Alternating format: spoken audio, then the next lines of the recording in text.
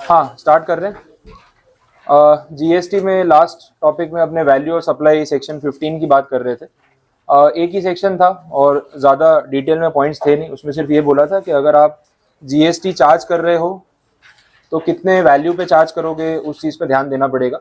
और वैल्यूएशन करने के लिए कौन कौन से एक्सपेंसेस इंक्लूड करने हैं, जीएसटी जो आपने इनपुट टैक्स में पे किया वो इंक्लूड नहीं करना है, ये सब बातें हमने क्लैरिफाई कर ली थी, वो ऑलरेडी डिस्कस हो गई है। अब हम देख रहे थे कि ट्रांजैक्शन वैल्यू जो है वो रिजेक्ट होने के चांसेस रहते हैं।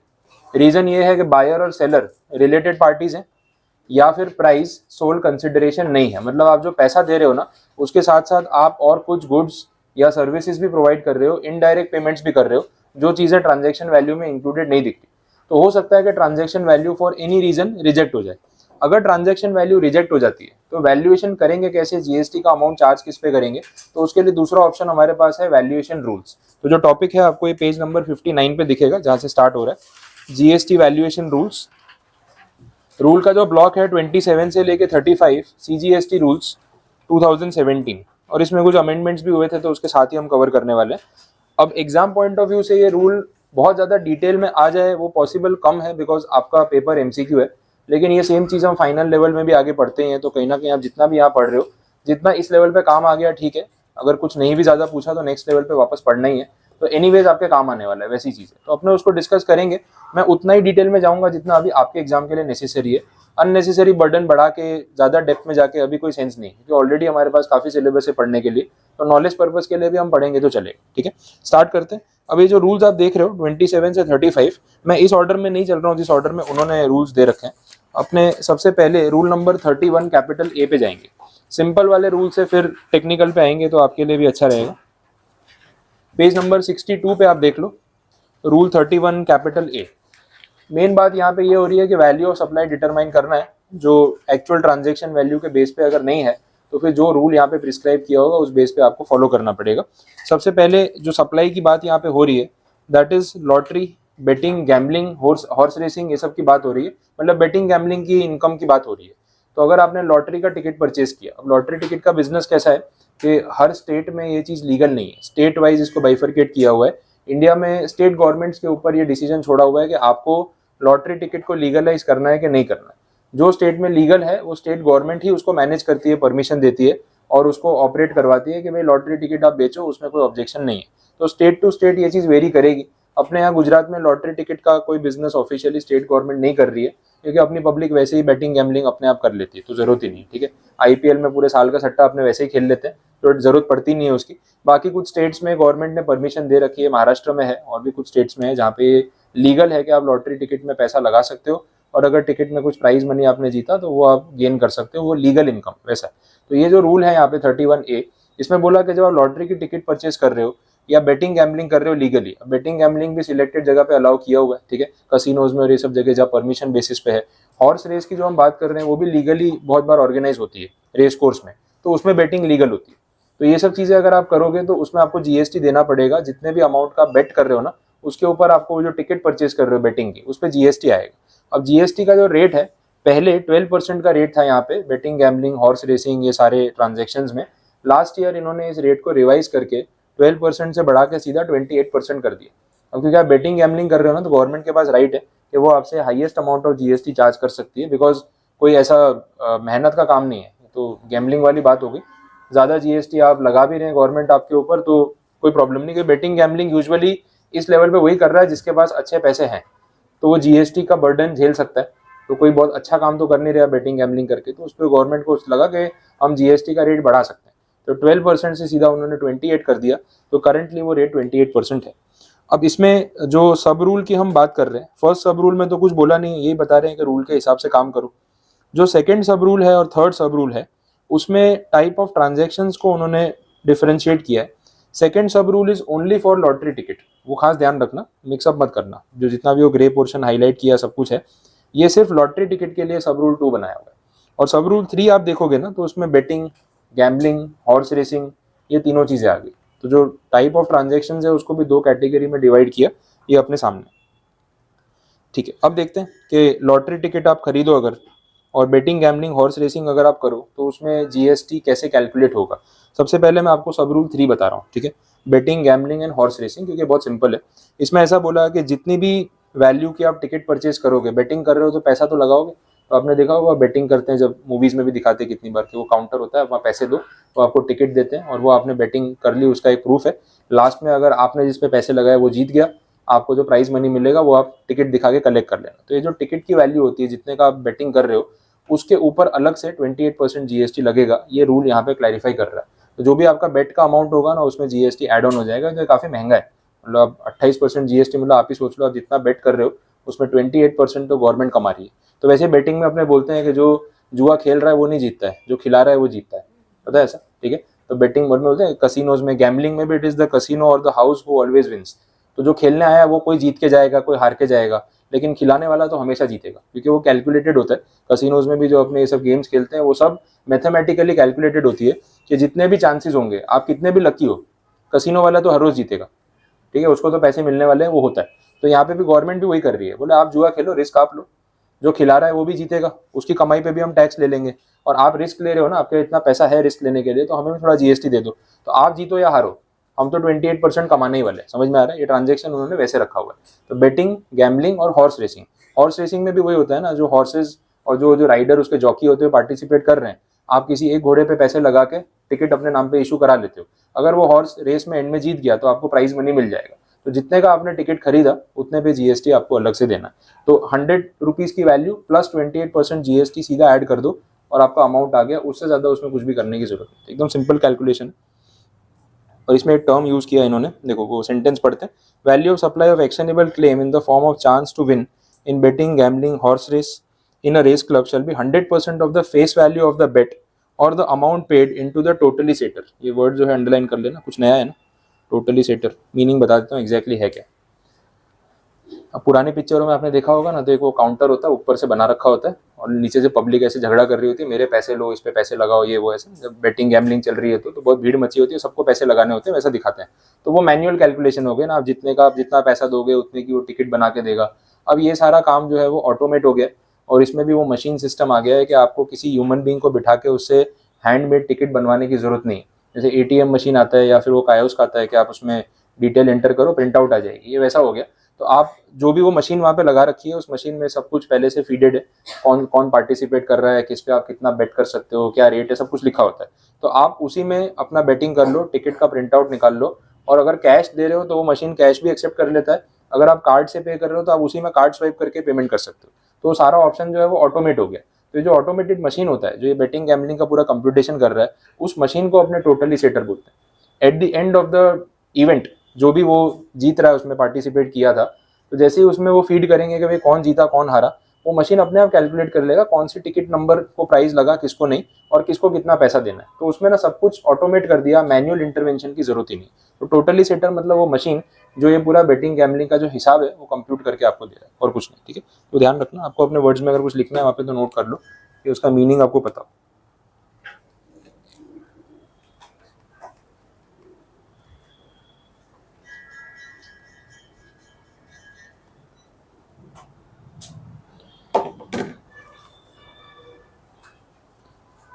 ठीक है, क्लियर। ये betting gambling horse race totally सेटर पता चल गया पूरा। तो 100% वैल्यू जितने की आप बेट करोगे प्लस 28% जीएसटी। अब जो ऊपर सेकंड सब रूल है अपना लॉटरी वाला, वो कंपेरेटिवली डिफरेंट है, इसलिए मैंने वो बाकी रखा था। अब आपको वो चीज़ समझ में आ जाएगी। यहाँ पे इन्होंने बोला है कि जो भी टिकट का प्राइस होगा that will B inclusive of GST. Reverse calculation होने वाला है, बट कैसे गिनना है वो देख लेते हैं। बोला the value of supply of lottery shall be deemed to be 100/128। वो 100/128 जो लिखा है वो 28% जीएसटी उसमें आ गया, ये चीज वहां से क्लैरिफाई हो गई। Of the face value of the ticket और of the price as notified in the official gazette by the organising state whichever is higher. तो बोला ये वैल्यू ऑफ सप्लाई निकालने के लिए आपके पास दो चीजें होंगी।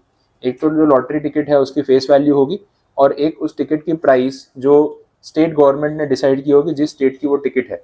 दोनों में से क्या सिलेक्ट करना है, विच एवर इज हायर। और जो सिलेक्ट होगा उसमें से फिर हम गिनेंगे वैल्यू ऑफ सप्लाई कितना और जीएसटी कितना। तो जो भी वैल्यू आएगी 128 है, उसमें से 100 जो है वैल्यू है, 28 रुपीज जो है जीएसटी। अब इसको प्रैक्टिकली अपने को समझना है, तो अब नीचे देख लो एक इलस्ट्रेशन दे रखा है। ये आपका पास्ट एग्जाम का क्वेश्चन है, दिसंबर 21 में शायद पूछा था या 20 में पूछा था, एक 20 में आया हुआ था, तो ये दिसंबर 20 का आपका पेपर था, उसी में से ये क्वेश्चन है। अब देखो लॉटरी टिकट के बारे में क्या डिटेल दे रखी है, बोला धनवर्षा इज अ लॉटरी, नाम भी ठीक है, धनवर्षा पढ़ के लगेगा शायद अपने पे भी होगी, तो खरीद लो। तो लॉटरी टिकट आपने खरीदी, 21 मार्च को इन्होंने इसको ऑथोराइज किया था राजस्थान गवर्नमेंट ने, और टिकट की जो फेस वैल्यू है लॉटरी टिकट की वो 500 रुपये, जो ऊपर डेटा में बोला face value, that is 500 rupees. फिर बोला the draw of the lottery scheduled to be held on the occasion of Diwali festival, ठीक है। Value of supply of 1 lottery ticket under rule 31 capital A shall be taken at what amount when the price of each of the ticket as notified in the official gazette by the government is rupees 385। तो जो ऊपर data में देखा उससे आप tally करो, एक तो फेस वैल्यू, अपने केस में फेस वैल्यू कितनी 500 रुपीज़, दूसरा जो गवर्नमेंट ने प्राइस नोटिफाई किया वो कितना है 385, दोनों में से क्या सिलेक्ट होगा, whichever is higher that is 500। तो 500 रुपीज़ जो है वो टिकट की टोटल प्राइस सिलेक्ट हो गई। अब इसमें जीएसटी कितना है, ऊपर से ऐड होगा या इंक्लूडेड है, तो बोला इंक्लूडेड है, तो ये 500 रुपीज़ तो पहले आपने सिलेक्ट कर लिया ना, this is inclusive of the value of supply plus GST, और जीएसटी कितना इंक्लूडेड है इसमें 28%, तो एक्चुअली में दिस इज एट 128, ऐसे आप समझ लो। तो अगर ये 128 है तो इसमें से 100 कितना और 28 कितना वो हमें पता करना है। ये 100 मतलब वैल्यू ऑफ सप्लाई और ये 28 मतलब जीएसटी। तो कैलकुलेशन के लिए वो आफ्टर चार्जिंग वाला ही रूल यूज करेंगे, 500 इंटू 100 डिवाइड बाई 128, क्योंकि 128 पे काउंट कर रहे हैं, कितना आ रहा है 391.625, ठीक है 390.625, ओके, तो 391 हो गया ना राउंड ऑफ करके। और जीएसटी वाला पोर्शन बाकी का 28 डिवाइड बाई 128, ये भी गिन लो कितना हो रहा है 109, आ गया समझ में। तो इस तरीके से डिवीजन कर लिया। तो जो 500 रुपये प्राइस फाइनल हुआ इंक्लूसिव ऑफ जीएसटी, उसमें ये है वैल्यू ऑफ सप्लाई और ये है उसमें आपका जीएसटी। तो 109 रुपये जो है वो गवर्नमेंट की इनकम हो गई as GST at the effective rate of 28%। आया समझ में। तो ये आप नोट कर लो, सॉल्यूशन लिख लो, ऑप्शन में है ही आंसर 391। देखो बाकी ऑप्शंस भी देख लो कैसे गिने उन्होंने। एक तो 500 रख दिया फेस वैल्यू, एक 385 जो आपका स्टेट में जो मतलब जो प्राइस डिटरमाइन किया था वो, और जो 446 रखा है ना वो कैसे रखा है वो भी बताता हूँ आपको। एक्चुअली मैंने आपको नहीं बोला रेट चेंज हुआ है, ये उसी एग्जाम में रेट चेंज हुआ था दिसंबर 20 वाले में। उसके पहले रेट क्या था 12%। तो अगर किसी ने अमेंडमेंट नहीं पढ़ा है और वो इसको सपोज 12% पे ले ले, तो आप इसका बाइफर्केशन करोगे ना तो आंसर आपका वही आएगा 446, और बाकी का आप कैलकुलेट करके देखना, देख लो वो इसलिए 446 रखा है। तो जो मैं आपको बता रहा था ना कि ऑप्शन सोच समझ के रखे जाते हैं, तो एक तो उन्होंने असली आंसर रखा जो करेक्ट है वो तो रखना ही पड़ेगा, चॉइस नहीं है। दूसरे दो नंबर्स उन्होंने 500 और 385 रखे ताकि किसी को अगर कंफ्यूजन है, उसको आधा अधूरा याद है कि हाँ कुछ था, फेस वैल्यू था या फिर जो प्राइस थी वो था, हायर था लोअर था याद नहीं है, तो दोनों में से हायर लगाएगा तो भी आंसर है 500, लोअर लगाएगा तो भी आंसर है 385। और अगर अमेंडमेंट पढ़ के नहीं आया है, 12% याद है तो वो आंसर भी है। तो कोशिश करोगे तो चारों आंसर आ जाएंगे, लेकिन उसमें सही कौन सा है वो सोचते रहोगे जब तक करेक्ट कंसेप्ट नहीं पता है। तो रेट की गलती के हिसाब से भी कैलकुलेट किया, और बाकी ऑप्शन जो थे कंडीशन जो स्टेप वाइज था सारे नंबर्स उन्होंने वैसे ही रखे। तो 4 ऑप्शन जो है ना वो वरदान नहीं है, वो कहीं ना कहीं कंफ्यूजन करने के लिए और भारी पड़ते हैं। अगर आप ऑप्शन के भरोसे जाते हो, तो अगर आपको पूरा रूल पता है तो कोई फर्क नहीं पड़ता ऑप्शन में क्या दिया हुआ है, लेकिन आधा अधूरा पढ़ के गए हो तो ऑप्शन देख के याद कर लेंगे तो फिर याद ही करते रह जाओगे क्या हो रहा है, आंसर एंड में फिर आपको पता नहीं चलेगा। क्लियर? ये वाला याद नहीं रखना है तो पुराना है, अपना आंसर यहाँ पे खत्म हो गया, डन। और क्वेश्चन में क्या पूछा है ना वो भी देख लेना। अगर ये पूछा है what is the value of supply, तो आंसर है 391। पूरा what is the GST component, तो 109। कितनी बार इतनी जल्दी में होता है ना, अपन ये पढ़ के आए तो 391 टिक कर दिया, ये भी दिया हुआ है और क्वेश्चन में जीएसटी का अमाउंट पूछा है ध्यान नहीं दिया। तो पूरा क्वेश्चन पढ़ने के बाद आप सिलेक्ट करो तो ज्यादा बेटर, ठीक है। चलो तो 31A आपका रूल जो है वो कंप्लीट। आगे बढ़ते हैं नेक्स्ट कंडीशन, रूल 32। अलग अलग टाइप के ट्रांजैक्शंस उन्होंने एक एक करके कवर किए। जैसे अभी ये लॉटरी, बेटिंग, गैम्बलिंग देखा। अब जो नेक्स्ट ट्रांजैक्शन है उसमें foreign currency, money changing services, ये सब चीज़ों की बात हो रही है। फॉरेन करेंसी बाई करना, सेल करना। अगर आप कहीं आउट ऑफ कंट्री ट्रैवल कर रहे हो तो फॉरेन करेंसी की नीड होगी। यूजुअली लोग क्या करते हैं इसमें डॉलर्स परचेज करके चले जाते हैं। तो डॉलर्स क्या है, पूरे वर्ल्ड में ट्रेड होते हैं। आप कोई भी कंट्री में जा रहे हो तो आप वहाँ पे डॉलर एक्सचेंज करवा के उस कंट्री की करेंसी बाई कर सकते हो, या फिर आप कोई एक स्पेसिफिक कंट्री जा रहे हो तो आप उसकी करेंसी भी यहाँ से डायरेक्टली खरीद लो ना। अभी आप दुबई जा रहे हो तो फिर आप डॉलर लेके नहीं जाओ चलेगा, वहाँ की करेंसी दिरहम है तो वो डायरेक्टली ले लो और वही यूज़ कर लो, दैट इज ऑल्सो ओके, उसमें भी कोई प्रॉब्लम नहीं, जो एक्सचेंज रेट होगा वो आपको देना है। अब ये जो मनी चेंजिंग और जो फॉरेन करेंसी सेल परचेज करने का जो बिजनेस है, आपको फॉरेन करेंसी चाहिए तो जो भी सेलर आपको ये करेंसी प्रोवाइड कर रहा है वो ये काम फ्री में तो करेगा नहीं, ऑब्वियसली प्रॉफिटेबल बिजनेस है, तो वो लोग अपना कुछ ना कुछ मार्जिन चार्ज करते हैं। अब फॉरेन करेंसी कोई घर पे प्रिंट करके बेच नहीं रहा है, सीधी बात है, ये सब कुछ आरबीआई के थ्रू रेगुलेट हो रहा है। इन शॉर्ट बैंक वाले सर्विसेज देते हैं, आप कोई भी बैंक में चले जाओ, आप अगर उनको बोलोगे कि हमें डॉलर्स परचेज करने हैं, वो प्रोवाइड करते हैं, बट बैंक वालों के पास डॉलर कहाँ से आते हैं? आरबीआई से, तो आरबीआई से खरीद के वो आपको बेच रहे हैं, तो दे आर एक्चुअली इंटरमीडियरीज, वो मिडल मैन है, अपने पॉकेट से वो कहीं डॉलर लेके नहीं आए, ये सिचुएशन है। तो आरबीआई उनको जिस रेट पे डॉलर बेचेगा उसमें कुछ प्रॉफिट ऐड करके, कुछ कमीशन ऐड करके वो आपको बेचेंगे, ये सिंपल सा बिजनेस है। तो जो कमीशन है यहाँ पे वो क्या है? वो कंसिडरेशन है, ये आपको यहाँ पे समझना है। सपोज फॉर एग्जाम्पल कि भाई आरबीआई से डॉलर जो बैंक वालों को मिल रहा है वो एक पर्टिकुलर रेट पे मिल रहा है, दैट इज 75 रुपीज़, ठीक है, 75 रुपीज़ के रेट पे आरबीआई ने बैंक को डॉलर प्रोवाइड किए। अब बैंक वाले जब ये डॉलर आगे कस्टमर को प्रोवाइड करेंगे तो 75 पे प्रोवाइड करेंगे, उससे ज़्यादा चार्ज करेंगे या कम चार्ज करेंगे? डिस्काउंट होगा कभी? 75 का 72 में बेच रहे हैं, ज़्यादा डॉलर पड़े ले जाओ, ऐसा होगा? नहीं, ऑब्वियसली ज़्यादा ही चार्ज करेंगे। तो उन्होंने चार्ज कर लिया 79 रुपीज़, समझ आ रहा है? अब इस सिचुएशन में कंसिडरेशन का अमाउंट क्या है? बैंक वालों ने कितना कंसिडरेशन चार्ज किया, कितना पैसा कमाया? $1 पे 4 रुपये, ठीक है। तो जो कंसिडरेशन का अमाउंट है जिसको अपने वैल्यू ऑफ सप्लाई बोलते हैं, वो यहाँ पे कितना है? दैट इज 4 रुपीज़ पर डॉलर। तो इस पे जीएसटी अगर लगेगा तो कौन से अमाउंट पे लगेगा? 79 पे लगेगा या 4 रुपये पे लगेगा? 4 रुपये पे लगेगा, क्लियर? वैल्यू ऑफ सप्लाई पे लगता है ना जीएसटी। अगर आप 79 रुपीज़ का डॉलर बैंक से खरीद रहे हो तो पूरे 79 पे जीएसटी भरोगे, आप सिर्फ जीएसटी भरोगे उसके कमीशन पे।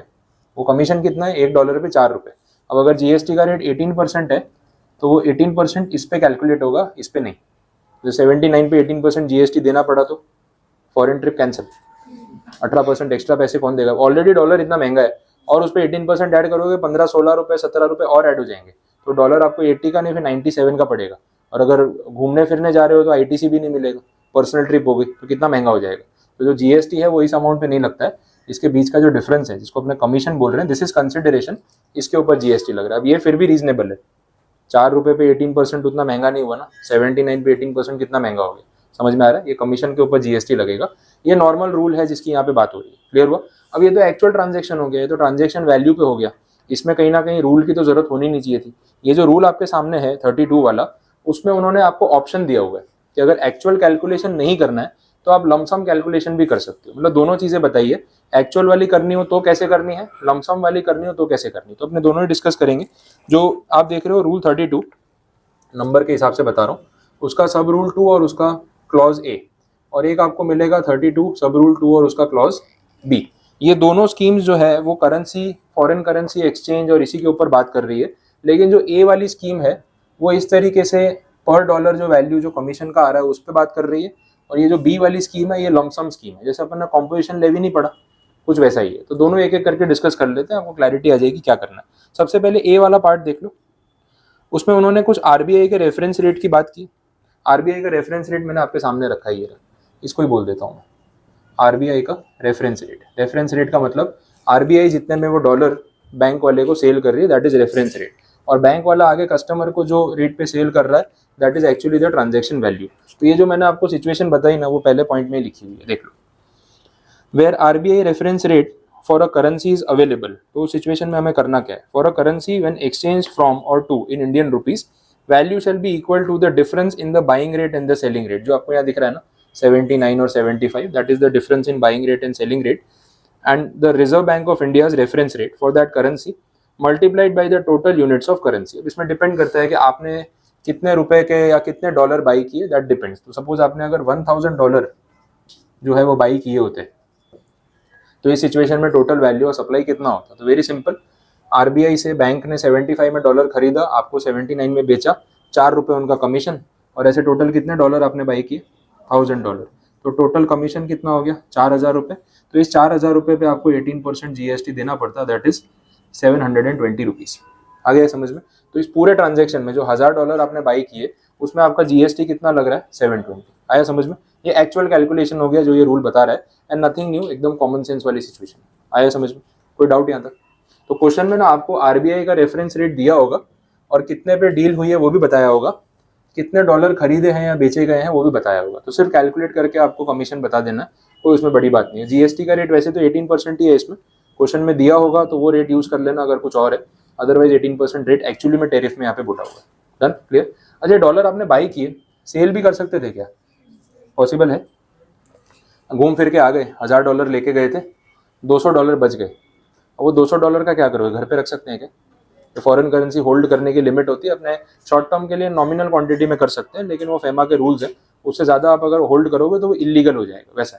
तो ये जो $1000 हैं, 200 जो आपके पास बच गए, आपने बैंक वाले को बोला कि वापस ले लो, तो आपको 79 रुपीज़ वापस मिल जाएंगे, या कुछ कम मिलेंगे, ज़्यादा मिलेंगे, क्या होगा? कम मिलेंगे। अब अगर आरबीआई का रेफरेंस रेट 75 है, मतलब बैंक को $75 का पड़ता है, तो जब वो आपसे डॉलर वापस परचेज करेंगे, बैंक वाला आपसे बाई कर रहा है, तो आपको 75 से ज़्यादा पैसे देगा या कम पैसे देगा? आइडिया है? गोल्ड में भी होता है, पता है? गोल्ड खरीदने जाओ तो बाइंग रेट अलग होता है, गोल्ड बेचने जाओ तो सेलिंग रेट अलग होता है, पता है ये चीज़? ये तो ज्वेलर बेचारा क्या कमाएगा? आप आज खरीदोगे कल वापस बेच दोगे, तो उसको तो दोनों तरफ से प्रॉफिट चाहिए। जब आप उससे खरीदोगे तो कमीशन चार्ज करेगा, और जब आप उसको बेचने जाओगे ना तो उसको जो कॉस्ट पड़ता है उसमें थोड़े पैसे काटेगा वो, तो वहाँ पे वो अर्न कर रहा है, मतलब हर ट्रांजेक्शन पे वो तो कमा ही रहा है। अब आप कब खरीद रहे हो, किस रेट पे बेच रहे हो, आपको देखना है। क्लियर है? तो इस सिचुएशन में अगर आरबीआई का रेफरेंस रेट 75 है, तो ऑब्वियसली डॉलर पे आपको जो भी पैसा मिलेगा वो 75 से कम ही मिलेगा। मान लेते हैं कि 73 रुपीज़ के हिसाब से उन्होंने कैलकुलेट किया, तो यहाँ कितना कमीशन कमाया बैंक वाले ने? ₹2। पता चल गया? 75 का आपको 73 दिया, तो ₹2 पर डॉलर जो है वो बैंक वाले ने कमा लिया। और ऐसे कितने डॉलर है? 200, तो ₹400 उसका कमीशन हो गया। तो ये ₹400 पे वो जीएसटी चार्ज करेगा। समझ में आ रहा है? तो खरीदते टाइम भी जीएसटी देना पड़ रहा है, बेचते टाइम भी जीएसटी देना पड़ रहा है। तो पूरे ट्रांजेक्शन में बैंक वाले तो पक्का है कमा रहे हैं, सरकार भी पक्का है कि कमा रही है, नुकसान दोनों तरफ से आपका ही हो रहा है। समझ में आया? तो ऐसे ही होता है ना, एसएससी के ऊपर ही सारा बर्डन आने वाला है। तो ये कैलकुलेशन इस तरीके से करना है। कोई क्वेरी यहाँ तक? क्लियर? बहुत सिंपल था। आरबीआई का रेफरेंस रेट अवेलेबल है, ट्रांजेक्शन वैल्यू के साथ कंपेयर कर लो, जो भी कंसिडरेशन है कैलकुलेट कर लो जितने यूनिट्स पे, और उस पर जीएसटी गिन लो। इससे सिंपल तो इसमें कोई प्रोसेस है ही नहीं। डन। तो फर्स्ट पॉइंट यहाँ पे कवर हो गया। सेकंड देखना, अच्छा ऐसा भी हो सकता है आरबीआई का रेफरेंस रेट अवेलेबल है ही नहीं। ठीक है, आरबीआई का रेफरेंस रेट क्वेश्चन में नहीं दिया आपको, तो मैं डेटा वही रख रहा हूँ, लेकिन ये रेट हटा देते हैं, कोई रेट अवेलेबल नहीं है।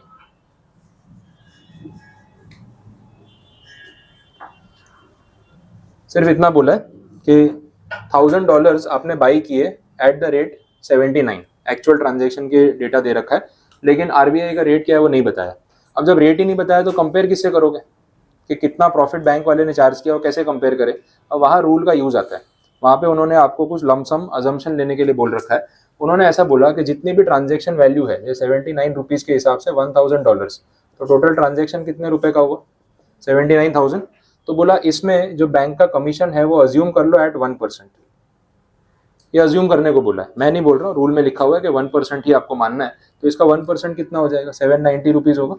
तो इसको मान लो कि this is value of supply, this is value of supply not GST. मैं नहीं बोल रहा जीएसटी का अमाउंट है, ये बैंक का कमीशन है, ऐसा आप अज्यूम कर लो। अब ये कमीशन आपने अज्यूम किया तो इसके ऊपर जीएसटी गिनेंगे ना अलग से, वही 18% का रेट। तो इस पर मतलब काउंट कर लो, जितना भी 18% आ रहा है वो जीएसटी कॉम्पोनेंट हो गया। ऐसा ये हमें मजबूरी में करना पड़ रहा है, क्योंकि एक्चुअल आरबीआई का रेफरेंस रेट क्वेश्चन में अवेलेबल नहीं है, इसलिए फिर हमें 1% लमसम कैलकुलेट करना पड़ रहा है वैसा। अब रियल लाइफ में आरबीआई का रेट अवेलेबल होगा तो कोई प्रॉब्लम है नहीं अवेलेबल हो कहीं पे तो दूसरा ऑप्शन क्या है वो उन्होंने यहाँ पे बता दिया। ठीक है, तो सेकंड पॉइंट है इस रूल का, देख लो। Where RBI reference rate is not available, हमें सीधा 1% लेना है of the gross amount which is exchange. Gross amount यही है 79,000, इसका 1%। और ये 790 पे एक बार 18% गिनो ना, कितना हो रहा है? कितना? 132, 142.2। ओके, ठीक है। तो अब टोटल जो आपने पे किया होगा वो कितना हो जाएगा भाई? 79,000 तो आपको देना ही है। ये वैल्यू ऑफ सप्लाई तो इसमें इंक्लूडेड ही होता है, ये अलग से थोड़ी ना देना है आपको, ये तो उसका कमीशन है जो उसने आपसे कमाया है। तो 79,000 आपसे बैंक वाले ने चार्ज किया है, तो उसमें उसका कमीशन इंक्लूडेड अपने ये मान रहे हैं, और इसके ऊपर इतना जीएसटी बनता है। तो टोटल आपका जो पेमेंट है वो इतना हो गया। आया समझ में? क्लियर? ये 790 अलग से थोड़ी ना चार्ज कर रहा है, 79,000 जो है वो आपने उसको फुल एंड फाइनल डॉलर का रेट पे किया है, तो इसमें उसका कमीशन इंक्लूडेड ही होगा ना। पहले वाले एग्जांपल में भी तो यही था 75 ने उसने आरबीआई से खरीदा था, आपको 79 में बेचा था, तो जो 79,000 आप पे कर रहे थे उसमें उसका कमीशन इंक्लूडेड ही था ना, यहाँ पे भी इंक्लूडेड ही होगा, ऊपर से आपको जीएसटी अलग से देना है। बट जीएसटी गिनना कैसे है उसके लिए तरीका बताया कि इसमें 1% उसका कमीशन है ये मान लो, और उस 1% पे जीएसटी गिन लो, तो टोटल पेमेंट इतना। अब एग्जाम में आपसे क्वेश्चन में क्या पूछा है वो मैटर करता है। अगर आपसे पूछा है find out the value of supply, तो ये आपका आंसर है 790।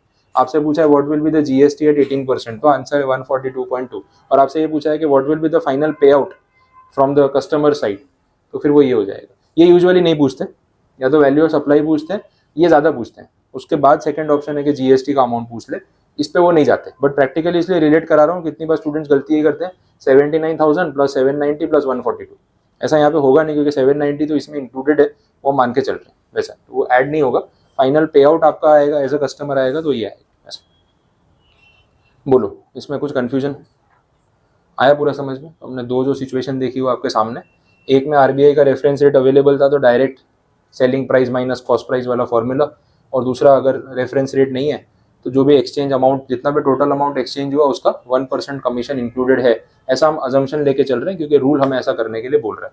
तीसरी सिचुएशन है इसके बाद, वहाँ पे बोला है कि जो करेंसी है, जैसे अभी तक ना दोनों एग्जाम्पल्स में मैंने एक चीज़ कॉन्स्टेंट रखी थी कि एक करेंसी इंडियन रुपी थी और एक करेंसी फॉरेन वाली थी। अब अपने इंडियन रुपी को ही करेंसी मानते हैं, ये एक माइंड में आप रखना। जब भी हम डॉलर की बात कर रहे हैं तो डॉलर हमारे लिए करेंसी नहीं है, डॉलर हमारे लिए गुड्स है। पैसा दिया, डॉलर खरीदा, ठीक है, डॉलर बेचा, पैसा वापस मिल गया। तो Indian rupee is currency for us, any other foreign currency is just like any other goods. जैसे आप शुगर खरीद रहे हो, वीट खरीद रहे हो, पेट्रोल खरीद रहे हो, वैसे ही डॉलर भी आपके लिए गुड्स है, कमोडिटी है। ये आपको माइंड में रखना होता है, तो कन्फ्यूजन नहीं होता। कभी आप फॉरेन एक्सचेंज का कैलकुलेशन करो तो कोई कन्फ्यूजन नहीं होगा। अब जो तीसरी पॉसिबिलिटी यहाँ पे इन्होंने दी है, उसमें ऐसा बोला कि सपोज क्वेश्चन में दोनों करेंसी जो इन्वॉल्व है वो इंडियन करेंसी नहीं है, दोनों ही फॉरेन करेंसी। हो सकता है ऐसा? ये प्रैक्टिकली भी तो हो सकता है। आप पहले कहीं ट्रैवल कर रहे थे, आपके पास कुछ डॉलर्स पड़े थे, डॉलर बच गए। अब आप दूसरे कंट्री में ट्रैवल कर रहे हो, तो आपने ना डॉलर के बदले सीधा उसी कंट्री करेंसी ले ली, रुपए में ट्रांजेक्शन किया ही नहीं। तो एक तरफ आपके पास डॉलर है जो आपने सेल आउट कर दिए, और सामने आपने सपोज यूरोज बाई कर लिए या पाउंड बाई कर लिए, ऐसा कुछ हो सकता है। तो ये इस तरीके का ट्रांजेक्शन होगा, तो वैल्यू ऑफ सप्लाई अपने कैसे निकालेंगे वो थर्ड सिचुएशन में क्लैरिफाई किए। तो इसके लिए कुछ एग्जाम्पल ले लेते हैं। सपोज $1,000 आपने एक्सचेंज किए और उसके बदले कुछ यूरोज आपको मिले, और इसमें आरबीआई का रेफरेंस रेट क्वेश्चन में दिया होगा, उसके बिना क्वेश्चन बनेगा नहीं, तो इसमें आपको टेंशन लेने की जरूरत नहीं है। तो आरबीआई का जो रेट है $1 का, वो 80 रुपीज़ मान लेते हैं, ऑलमोस्ट हो ही गया इतना।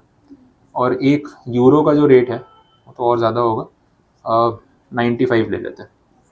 पाउंड तो 100 प्लस ही चल रहा होगा अभी, ठीक है। तो अगर $1,000 हैं, उसके सामने यूरोज उससे कम ही आएंगे, 900 यूरोज, ऐसा कुछ रख लेते हैं रैंडमली, ठीक है। तो आपने $1,000 बेचे और 900 यूरोज आपने परचेज कर लिए। अभी सिचुएशन में आप देख रहे हो इंडियन करेंसी तो कहीं है ही नहीं, और जो डेटा है आपको दे रखा है। अब कैसे डिटरमाइन करें कि इस पूरे ट्रांजेक्शन में बैंक वाले का वैल्यू ऑफ सप्लाई क्या है? तो उन्होंने बोला एक काम करो, पहले इन दोनों को ना आप रुपये में कन्वर्ट कर लो, जो रेट्स अवेलेबल है उसके हिसाब से। देख लो ये कितना हो जाएगा, 80,000 हो जाएगा, और ये वाला कन्वर्ट करके देखो ना कितना हो रहा है। कितना है? अच्छा इतना क्लोज आ गया, 80,500, ठीक है। एक सुर में नहीं बोलते इसीलिए 80,000 और 85,500 बराबर। अब ये दो अमाउंट आ गए ना कन्वर्ट करके, तो उन्होंने बोला एक काम करो, इसमें से सिलेक्ट करो विच एवर इज लेस। तो लोअर अमाउंट कौन सा है? 80,000 वाला, तो ये सिलेक्ट कर लो।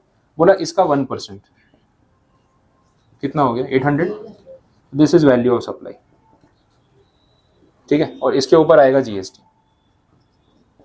तो वही अगर 18% का अपना रेट है तो कितना हो जाएगा? 144। डन। तो ये कैलकुलेशन इस तरीके से हो। बोलो कोई कंफ्यूजन इसमें? तो ये तीसरी सिचुएशन थी जहाँ पे इंडियन करेंसी में एक्सचेंज हुआ नहीं है, दोनों फॉरेन करेंसी है, दोनों को रुपये में कन्वर्ट कर लो। ये दिया होगा, ये पक्का है, इसमें ऐसा नहीं होगा कि रेट नहीं दिया है, वो क्वेश्चन नहीं बनेगा फिर। तो रेट दिया होगा, कन्वर्ट कर लो, दोनों में से which ever is less select कर लो, उसका 1% वैल्यू ऑफ सप्लाई और उसके ऊपर जीएसटी। तो ये रूल आपको पता होना चाहिए। अब तीनों मैंने आपको पॉसिबिलिटी बताई, जो भी आपको एमसीक्यू में पूछा होगा उस हिसाब से अप्लाई करना है, ठीक है। बोलो कुछ नहीं समझ आया इसमें? कोई कन्फ्यूजन? क्लियर सारे पॉइंट्स? आगे देखते हैं।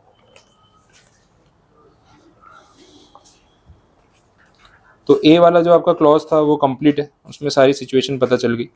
बी वाले क्लॉज में चलते हैं। ये लमसम स्कीम है और ये आपके ऑप्शन पे है कि आपको अगर ए क्लॉज नहीं फॉलो करना है तो आप बी क्लॉज फॉलो कर सकते हो, जिसमें आपको ये एक्चुअल पर डॉलर पर रुपी कैलकुलेट करने की ज़रूरत नहीं पड़ेगी। टोटल ट्रांजैक्शन जितने रुपए का हुआ है उसमें हम सीधा लमसम कैलकुलेशन कर सकते हैं। तो वो भी समझ लेते हैं कैसे करना है। ये नोट कर लिया आपने, बाकी ये तो लिख लो। ठीक है, डन, कंप्लीट। चलो 32 सब rule 2 clause B optional scheme देख लेते हैं। यहाँ पे टोटल ट्रांजैक्शन जितने अमाउंट का हुआ है उसके ऊपर बात होने वाली है, लमसम गिनने वाले हैं। कैसे कैलकुलेट करना है देखो। जैसे एग्जांपल अपने यहाँ पे ले रहे थे, मैं उसी सेंस में वापस कैलकुलेट करवा देता हूँ कि भाई $1000 आपने खरीदे और रेट है 79 रुपीज़, अल्टीमेटली आपने 79,000 रुपीज़ पे किए। तो इस अमाउंट को हम टारगेट करेंगे। अब इसमें थोड़ा स्लैब वाइज चलना है। स्लैब वाइज मतलब ऐसे कैलकुलेशन स्टेप वाइज होगा। उन्होंने ऐसा बोला है रूल में कि अगर आपने 1 लाख रुपए तक का अमाउंट एक्सचेंज किया, जैसे ये है this is under 1 lakh rupees, तो 1 लाख रुपए तक का अगर आपने अमाउंट एक्सचेंज किया है तो उसमें कितना वैल्यू ऑफ सप्लाई इंक्लूडेड है उसको गिनने के लिए आपको एक परसेंटेज लगाना है। फर्स्ट स्लैब में आप देखोगे तो 1% बोला हुआ है, मतलब ये जो ट्रांजेक्शन वैल्यू है ना इसका 1% कर लो, कितना आ गया 790 रुपीज़। अच्छा, ये डायरेक्ट ये फाइनल आंसर नहीं है। उन्होंने बोला कि जो भी ये 1% आ रहा है कंपेयर करो विथ ₹250। ये 250 एब्सोल्यूट नंबर है जो रूल में लिखा है। तो योर ट्रांजेक्शन अमाउंट उसका 1% कंपेयरिंग दैट विथ 250 रुपीज़, दोनों में से सिलेक्ट होगा विच एवर इज हायर। तो अपने केस में आंसर क्या आ रहा है 790। तो बोला आपका वैल्यू ऑफ सप्लाई हो जाएगा सेम 790 रुपीज़, और इसके ऊपर फिर जो जीएसटी बनता है वो आप कैलकुलेट कर लेना, वो तो इम्प्लाइड है। तो हमें यहाँ पे वैल्यू ऑफ सप्लाई कैसे डिटरमाइन करना था वो यहाँ पे बताया। तो आप बोलोगे सर ये तो हमेशा ये वाला हायर आएगा ना, तो ऐसा नेसेसरी नहीं है ना, वो अमाउंट पे भी डिपेंड करता है कि कितना अमाउंट आपने एक्सचेंज किया। ये अगर $1000 के बदले आपने $100 खरीदे होते तो सेम रेट पे कितना अमाउंट आता है 7900, इसका 1% करते तो कितना आता 79, कंपेयरिंग दैट विथ 250। अब क्या सिलेक्ट होता 250। तो नंबर पे भी तो डिपेंड करता है कि कितना बड़ा अमाउंट है, उस पर डिपेंड करेगा। तो 250 भी आंसर आ सकता है। ये दोनों इंस्टेंस में आउटकम ये है कि 1 लाख रुपए तक का अगर आपने फॉरेन करेंसी एक्सचेंज किया, मिनिमम 250 रुपीज़ तो वैल्यू ऑफ सप्लाई मानेंगे। आप देख लो, तो 250 से ऊपर गया तो वो सिलेक्ट हो जाएगा, 250 से नीचे गया तो 250 सिलेक्ट हो जाएगा। तो इसमें अपने ऐसा बोल सकते हैं मिनिमम 250 रुपीज़ तो आपका वैल्यू ऑफ सप्लाई आने ही वाला है अगर 1 लाख रुपए तक की आपने फॉरेन करेंसी एक्सचेंज की है तो। आया समझ में। और फिर जैसे इस केस में 250 सिलेक्ट हुआ तो उस पर जीएसटी गिनेंगे। भले आप एक्चुअल कंसिडरेशन हो सकता है 79 पे कर रहे हो, लेकिन जीएसटी किस पे गिनेंगे 250 पे। क्लियर? ये तो ये लमसम स्कीम हो गई। इसमें आरबीआई के रेफरेंस रेट से मेरे को मतलब ही नहीं है, डायरेक्ट टोटल अमाउंट पे ग्रॉस कैलकुलेशन कर लिया। ये फर्स्ट है। ये तो 1 लाख रुपए तक के अमाउंट के लिए स्कीम थी ना, एक्चुअल में तो उससे ज़्यादा भी एक्सचेंज हो सकता है, डिपेंड्स कि आपको कितनी फॉरेन करेंसी की रिक्वायरमेंट है।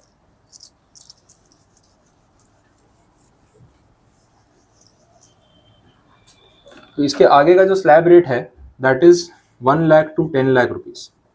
अगर 1 लाख से 10 लाख के बीच में अगर आपका अमाउंट एक्सचेंज हो रहा है तो वहाँ पे जो रेट है वैल्यू ऑफ सप्लाई के लिए वो चेंज हो जाएगा। उसमें उन्होंने बोला है 0.5% कमीशन इंक्लूडेड है, ऐसा माना जाएगा। मतलब जो यहाँ 1% था ना, वहाँ पे कितना हो गया 0.5%। कैसे गिनना है वो भी समझ लो। अपने एग्जाम्पल ही ले लेते हैं, थोड़ी वैल्यूज़ को चेंज कर देते हैं। ये जो $1000 है, मैं इसको कर रहा हूँ $5000। इतना आपने बाई किया और एक्सचेंज रेट राउंड अमाउंट रख लेते हैं 80 रुपीज़, कैलकुलेशन में ईजी रहेगा। ठीक है, तो कितना अमाउंट हो गया टोटल एक्सचेंज 4 लाख रुपीज़ हो रहा है। अब 4 लाख रुपीज़ एक्सचेंज हुआ है, इस केस में गिनना है कि ये ऑप्शनल स्कीम के हिसाब से इसमें वैल्यू ऑफ सप्लाई कितना होगा और जीएसटी कितना होगा। तो स्लैब रेट फॉलो करना। स्लैब रेट का मतलब ये है कि जो 4 लाख रुपए है, मैं इसको ऐसे गिनूंगा फर्स्ट 0 to 1 लाख, जो ये वाला पार्ट था, क्योंकि इसमें ऐसे ही गिनना है। 0 to 1 लाख में कितना बोला था उन्होंने 1%। ठीक है, तो 1 लाख पे 1% कितना हो गया 1000 रुपये हो गया। तो this is part of value of supply. और 1 लाख से 10 लाख के बीच में आपका जितना भी ट्रांजेक्शन है, मतलब 1 लाख टू 4 लाख हो रहा है ना यहाँ पे, तो ये कितना है 3 लाख रुपए हो गया। ये 3 लाख पे कितना गिनना है 0.5%, कितना होगा ये 1500, 1500 होगा। टोटल कितना हो गया 2500। तो this 2500 is your value of supply, और इसके ऊपर फिर जीएसटी गिनेंगे। तो स्लैब रेट का मतलब ये होता है कि स्टेप वाइज कैलकुलेशन करना है।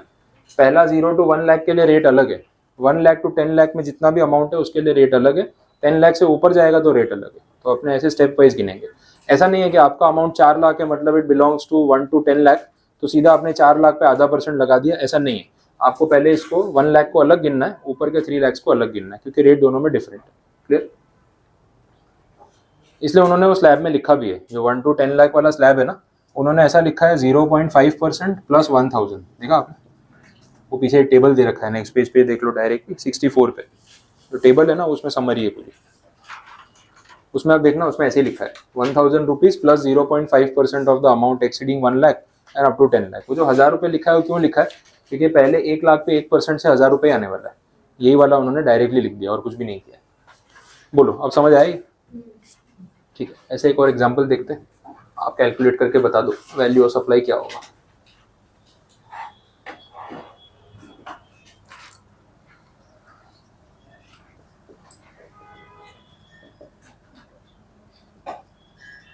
ये ट्रांजैक्शन हुआ है $9000 एट 80 रुपीज़। ये लमसम स्कीम से जाना है कितना वैल्यू ऑफ सप्लाई आएगा, काउंट करके बता दो। टोटल अमाउंट जो एक्सचेंज हो रहा है 7,20,000। सेम कैलकुलेशन करना है, कितना 4100, क्योंकि पहले 1 लाख रुपए पे तो 1000 रुपये फिक्स है, बाकी का 1 लाख से लेके 7.2 लाख तक, मतलब ये 6,20,000 हुआ। 6,20,000 पे आधा %, 3100, यही हो रहा है। ये दोनों मिला के टोटल कितना हो गया 4100। तो this is value of supply. आया समझ में कैसे गिनना है? अब अगेन जो अमाउंट एक्सचेंज हो रहा है वो इससे ऊपर भी जा सकता है। तो अभी तो 10 लाख तक की रेंज अपने लेके चल रहे थे, उससे ज़्यादा डॉलर्स अगर एक्सचेंज हुए होंगे तो क्या होगा?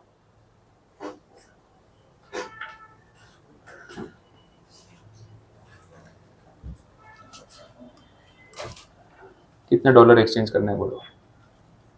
5,000 से ज़्यादा ही बोलना, 50,000 कर दें, हो ही सकता है। $50,000 एट 80 रुपीज़, कितना हो गया अमाउंट? 40 लाख। और 40 लाख रुपीज़ के लिए वैल्यू ऑफ सप्लाई कैसे गिने? तो अगेन स्लैब रेट के हिसाब से जाना है, 0 to 1 लाख, 1 लाख to 10 लाख, और 10 लाख से ऊपर 40 लाख तक रेट्स आपको दे रखे हैं। देखो 0 to 1 लाख में तो 1000 रुपये फिक्स हो गया। ये जो 1 to 10 लाख है ये कितना हो रहा है? 9 लाख रुपए हो रहा है। इस पे 0.5% बोला है ना, तो ये 4500 फिक्स हो गया है ना। इसलिए उन्होंने देखो लास्ट वाले कॉलम में ऐसा लिखा है 5500 रुपीज़, दिख रहा है आपको अमाउंट? वो 5500 ये दोनों का टोटल है, जो डायरेक्ट लिखा है कि 10 लाख तक अगर एक्सचेंज हुआ है तो 5500 तो फिक्स हो ही गया है। ऊपर का जो रेट है 30 लाख रुपीज़ का है, उसमें कितना परसेंटेज बोला है? 0.1%। ठीक है, तो ये 30 लाख रुपीज़ पे 0.1%, 1% होगा 30,000 और 0.1 होगा 3,000। 3,000 आएगा, 0.1% के हिसाब से 3,000 रुपीज़ हो गया। आप गिन के देख लो, टोटल कर लो इसका, 8500 हो गया। तो this is the value of supply. अब ये जो 8500 आ रहा है ना, इसके ऊपर एक मैक्सिमम लिमिट भी है, वो टेबल में देखना कितनी बोली है, 60,000 रुपीज़ बोला है। मतलब अगर आपका ये value of supply in any case 85,000 मतलब सॉरी 60,000 रुपीज़ से ज़्यादा आ गया तो जीएसटी मैक्सिमम कितने पे लगेगा? सिर्फ 60,000 पे। उससे ऊपर अगर आप एक्चुअल में पे कर भी रहे हो तो जीएसटी उससे ऊपर के अमाउंट पे नहीं लगेगा। ये आपके लिए फेवरेबल पॉइंट है, अनफेवरेबल है? ये 60,000 की जो लिमिट लगाई, इसमें आपका फ़ायदा है या नुकसान है? नुकसान है? फ़ायदा है? फ़ायदा है ना। अगर आपका अमाउंट एक्चुअली में वैल्यू ऑफ सप्लाई सपोज 85,000 होता तो जीएसटी आपको पूरे 85,000 पे नहीं देना है, सिर्फ 60,000 पे देना है। तो एक मैक्सिमम कैप लगा दिया तो फ़ायदा ही हो रहा है ना, कि चलो इससे ऊपर अगर हम बड़ा अमाउंट एक्सचेंज कर भी रहे हैं तो जीएसटी पर्पज़ के लिए 60,000 इज़ द मैक्स लिमिट, ऊपर के अमाउंट पे कोई जीएसटी नहीं लगेगा। और अगर आपका एक्चुअल वैल्यू ऑफ सप्लाई 60,000 से कम है तो जो एक्चुअल है उसी पे आपको देना है, तो कहीं पे भी आपका लॉस नहीं, उल्टा पॉइंट आपके बेनिफिट के लिए। ऐसा अमाउंट कितना आता है उस पर डिपेंड करता है। इससे बड़ा भी कैलकुलेशन कर लेते हैं, करेंसी भी चेंज करते हैं। चलो अभी पाउंड रखते हैं, ठीक है, यूके करेंसी ना पाउंड, स्टर्लिंग पाउंड बोलते हैं या ग्रेट ब्रिटेन पाउंड बोलते हैं, ऐसा भी होता है। वैल्यू 10 लाख पाउंड्स, ठीक है, कम तो नहीं पड़ेंगे, एक और बढ़ा देते हैं, 1 करोड़ कर देते हैं। जीरोस गिन लेना बराबर है या नहीं, इतने पैसे मैंने देखे नहीं तो मुझे आइडिया नहीं है। 1 करोड़ पाउंड और एक्सचेंज रेट 110 रुपीज़, ठीक है, ये इतना आपने कन्वर्ट किया है, बहुत पैसे अपने को टेंशन नहीं, 1 करोड़ और भी चाहिए तो कन्वर्ट करा लेंगे। 1 करोड़ पाउंड आपने खरीद लिए 110 रुपये के रेट से, जो भी कन्वर्जन के बाद अमाउंट आएगा आपके सामने। अब उसमें गिनना है वैल्यू ऑफ सप्लाई कितना होगा। पहले तो जीरोज ही गिनोगे, वैल्यू ऑफ सप्लाई तो बाद में गिनोगे, है ना। ट्राई तो करो, देखो क्या होता है। रुपए में कितने हो गए ये? 1 करोड़ इंटू 110 रुपये, 110 करोड़ हो गए, सही है। ज़्यादा जीरोस पे नहीं जाने का, थोड़ा कॉमन सेंस भी लगा लेने का, इजी पड़ता है। 110 है इंटू 1 करोड़ है, वो 110 करोड़ ही होने वाला है, तो रुपीज़ में पता चल गया। अब आप वो स्लैब के हिसाब से गिन लो, ये रहा स्लैब तो आपके सामने ही है कितना आने वाला है। तो पहले 10 लाख तक तो कोई टेंशन है ही नहीं, अप टू 10 लाख तो मैं डायरेक्टली लिख सकता हूँ 5500 रुपीज़, ये दोनों का टोटल। 10 लाख से लेके आगे का आप देख लो, 110 करोड़ कितना होता है, गिन के बताओ। देखो 60,000 से ऊपर जा रहा है या उसके अंडर है, क्या है, आ जाए तो अच्छा है, नहीं तो एक और सम गिनना पड़ेगा।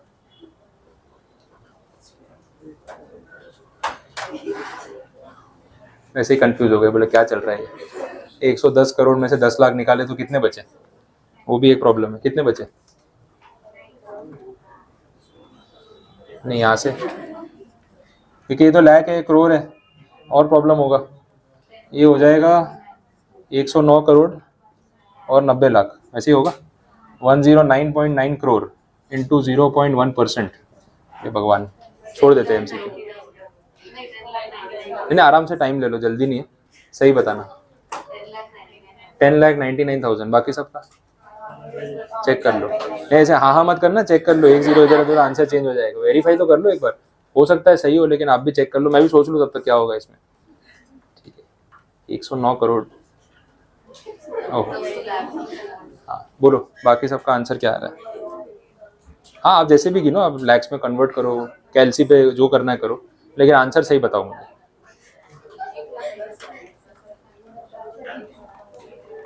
10,99,000 वाला सही है ना, 10,99,000 है, क्या है 1000, हाँ। बाकी सबका कोई है, किसी का 1 करोड़ आ रहा हो, किसी का 1 लाख आ रहा हो, ये एक डेसिमल इधर उधर होगा तो सीधा प्लेस चेंज हो जाएगी ना उसकी, उस हिसाब से, तो आप चेक कर लो। क्योंकि एग्जाम में तो और डर लगेगा ना, वहाँ तो -25 का खतरा भी है। सही है, 10,99,000। और बाकी लोगों का, काफ़ी लोग तो वेट कर रहे हैं, 3-4 लोग हाँ बोल दे तो अपने को गिनना ही नहीं है। एग्जाम में ऐसा थोड़ी होगा, सबका आ रहा है क्या, पक्का, किसी को नहीं आया गिनना है कैसे। देखो 0.1% वाली जो चीज़ है ना, उसमें आप ये कर सकते हो, जो भी नंबर है पहले तो 2 0 हटा दो तो वो 1% हो गया, फिर 1 डेसिमल और हटा दो तो अपने आप 0.1 हो गया, 3 डेसिमल्स आपको पीछे जाना है। तो ये 109 करोड़ है, तो अब 2 0 हटाओगे तो 109 लाख हो जाएगा, थोड़ा कंफ्यूजिंग लगेगा। 109 लाख मतलब 1 करोड़ 9 लाख समथिंग, और एक और डेसिमल पीछे जाओगे तो 10,99,000 वाला अमाउंट आ जाएगा। तो आप कैसे भी गिनो, आंसर वही आने वाला है, 10,99,000। ये वैल्यू ऑफ सप्लाई, और ये भी तो ऐड करना है इसमें, बोले छोड़ो इतने के लिए नहीं भी ऐड करेंगे कितना ही फर्क पड़ रहा है। तो टोटल जो आप कर रहे हो वो 11 लाख समथिंग हो रहा है ना, तो इतने पूरे पे जीएसटी लगेगा नहीं, कितने पे लगेगा, सिर्फ 60,000 पे। अब पता चल रहा है ना कितनी बचत हो गई आपकी। कहाँ आपका 11 लाख रुपए वैल्यू सप्लाई है एक्चुअली में, जो आपको कमीशन देना है, लेकिन उस 11 लाख में से जीएसटी सिर्फ 60,000 पे ही लगेगा, बाकी का अमाउंट भले आप पे कर रहे हो लेकिन उस पर जीएसटी नहीं लगेगा। तो जीएसटी डिपार्टमेंट ने अपनी एक लिमिट सेट कर दी कि इससे ज्यादा हम आपसे जीएसटी चार्ज नहीं करेंगे, वो एक मैक्सिमम कैप लगा दिया, तो उसमें अपना फायदा ही हो रहा है। समझ आया ये चीज़, ठीक है, बस कंप्लीट है, नोट करना है कर लो। तो ऑप्शनल स्कीम आपकी पूरी जो है यहाँ पे कवर हो गई। एमसीक्यूज में आएगा तो ऐसा ही कोई ट्रांजेक्शन आएगा, पैसा बड़ा अमाउंट पूछ सकते हैं, ऐसा नहीं कि नहीं पूछेंगे, बिकॉज उनको पता है आपके पास कैलकुलेटर है। उसके बाद भी आंसर नहीं आ रहा है वो अलग बात है, लेकिन कैलकुलेटर है। बोलो कोई कंफ्यूजन आया समझ में। तो ये फॉरेन, ध्यान दो, आपका लॉटरी बेटिंग गैम्बलिंग वाला रूल कंप्लीट है, फॉरेन करेंसी वाला जो रूल है वो पूरा कंप्लीट है। तो ये 2 ट्रांजेक्शन हमने देख लिए। अब इसके बाद 3rd ट्रांजेक्शन जो है वो सब रूल 4 में दे रखा है। अब छोटे छोटे पॉइंट्स है, इतना कैलकुलेटिव नहीं है, कैलकुलेटिव वाला यही था, ये कवर हो गया। बाकी सब पॉइंट्स बहुत ईजी है, वो भी देख लेते हैं। और एक इसमें सब रूल नहीं लिखा हुआ है, वो मैं आपको थियरी अलग से भेज दूंगा, उसका PDF एक्सप्लेन अभी कर दूंगा, बट पहले आप सब रूल 4 देख लो। सब रूल 4 में बात हो रही है insurance business, specific insurance business की बात हो रही है। इंश्योरेंस पॉलिसी आप बाई करते हो ना, तो उसके ऊपर भी कहीं ना कहीं जीएसटी आपको पे करना पड़ता है। आपकी मेडिकल इंश्योरेंस की पॉलिसी हो, लाइफ इंश्योरेंस बिजनेस की मतलब पॉलिसी, LIC पॉलिसी कोई भी है, आप उसमें देखना वो लोग जीएसटी आपसे चार्ज करते ही। तो जो जीएसटी चार्ज कर रहे हैं वो कैसे कैलकुलेट होगा, उसके लिए वैल्यू ऑफ सप्लाई कितना मानना है, वो ये रूल आपको सजेस्ट कर रहा है। एक एक करके देख लेते हैं। अब देखो टाइप ऑफ पॉलिसीज क्या है पहले वो तो समझे।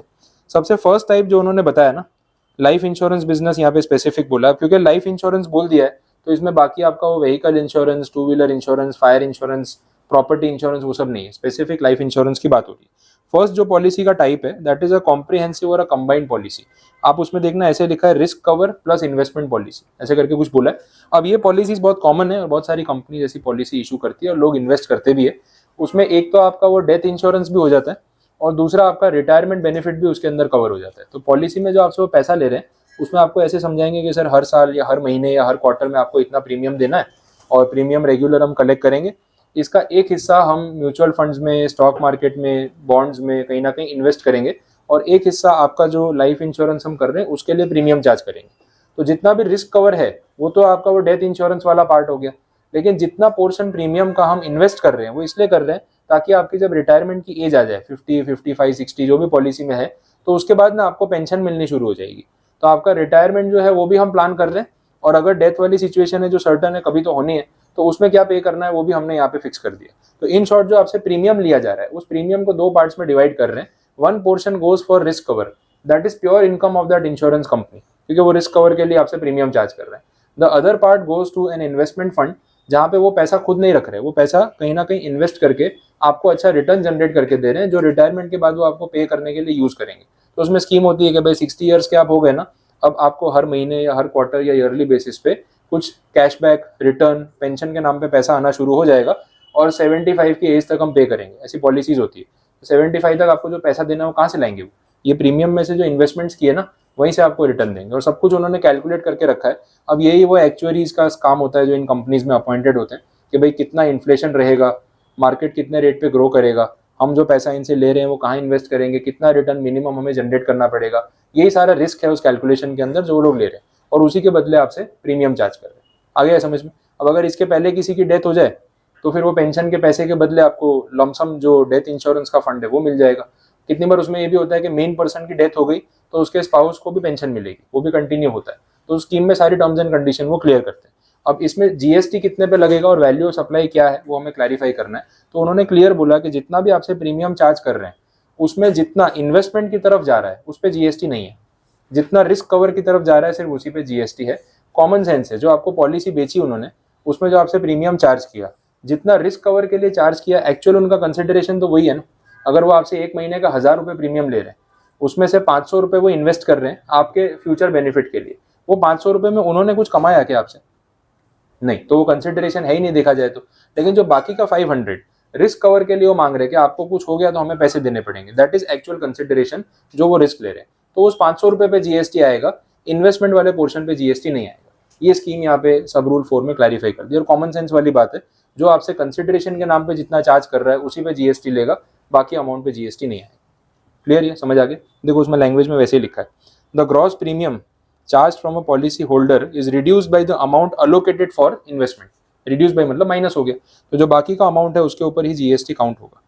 कंडीशन ये है कि पॉलिसी बेचने वाला आपको ये क्लियर बताए कि जो प्रीमियम वो आपसे चार्ज करता है उसका कितना परसेंट वो इन्वेस्टमेंट्स के लिए रखता है और कितना परसेंट वो रिस्क कवर के लिए चार्ज कर रहा है। वो रेशियो छुपा हुआ नहीं होना चाहिए, क्लियर होना चाहिए, तो फिर कैलकुलेशन ऐसे होगा। अगर वो रेशियो नहीं बताता है तो फुल अमाउंट पे जीएसटी आ जाएगा, ये भी पॉइंट साथ में रहेगा। तो रेशियो क्लियर होना जरूरी है। जरूरी नहीं है कि 50-50 रेशियो हो, वो बोल सकते हैं हम 30% इन्वेस्ट करते हैं, 70% रिस्क कवर के लिए चार्ज करते हैं, वाइस वर्सा भी तो हो सकता है। तो what ever it is, it should be clear for the policy holder. Done? समझ आ गया? दूसरा पॉइंट इसमें बोला है सिंगल प्रीमियम पॉलिसी।